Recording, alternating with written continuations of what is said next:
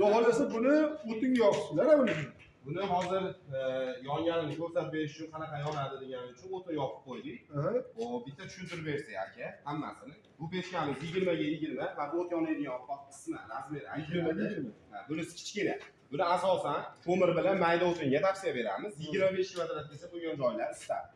Bu pechkamiz klassga qilinmagani 850 ming so'm. 850 ming so'm. Ha, xuddi mana shu pechkamiz mana bu yerda klassga qilingani. Xuddi shu, hamma yo'g'i bir xil. Faqat shu ustiga klaskamiz 1200 gradusga chidaydigan, o'tda yonmaydigan klaska. Garantiyalar bilan beramiz. Bunisi 950 ming so'm.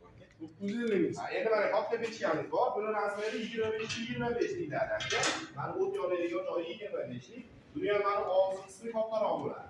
20 ga 15 bo'ladi. Buni o'tin, ko'mir, tezak, qishloq sharoitida qattiq kattaroq daraxt tomiri bormi, g'o'la bormi, chiqaveradi. Kattaroq narsalar ham chiqaveradi.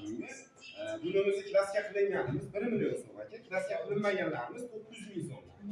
Klaska qilinmaganimiz 900 ming. Ha, 25 ligimiz bor, klaska qilinmagan. Endi mana bayna bor, tepasida shoxi bor-chi. Buni shoxi bor, aka, xuddi mana shu 25 ligimizni tepasida shoxi bor.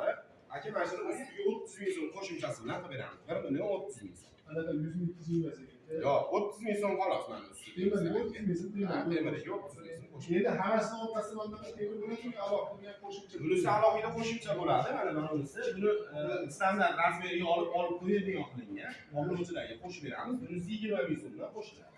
Bunisi 20 ming. Siz obunachilaringizga chiqishsa aka shuni bonusini qo'shib beramiz. Javob.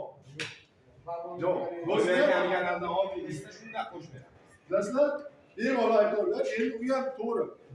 Gohi insonlar ashuni o'ziga 50 ming so'mdan qo'shib o'zi ham 50 ming so'm qo'shib olishadi.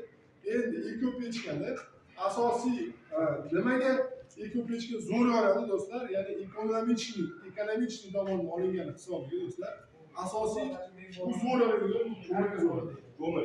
Endi buni yana bir xil variant yoqsa bo'ladi. Mana ko'mir yo'q. Endi ayni yoqyapti. Bu nima sababdan desa, ekonom tomoni zo'r ekonom qilishi.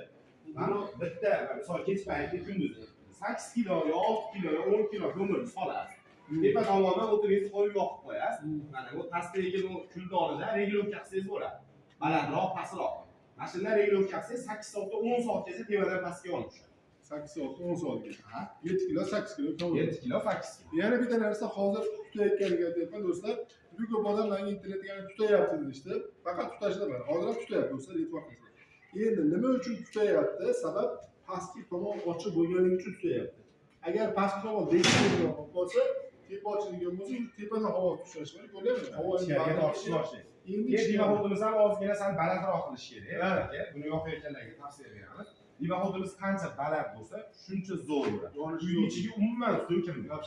Xuddi divahodni baland bo'lsa, kamin pechkalar yonadi-ku, o'tirib ko'rib turasiz, ochiq, o'zi divahod tortadi. Balandroq bo'lsa, kamin bilan bir xil yonadi. Zo'r. Do'stlar, endi necha kunda misol uchun hozir mana buni ko'ryapsiz, bekda mana boyib qoldi. Muhrida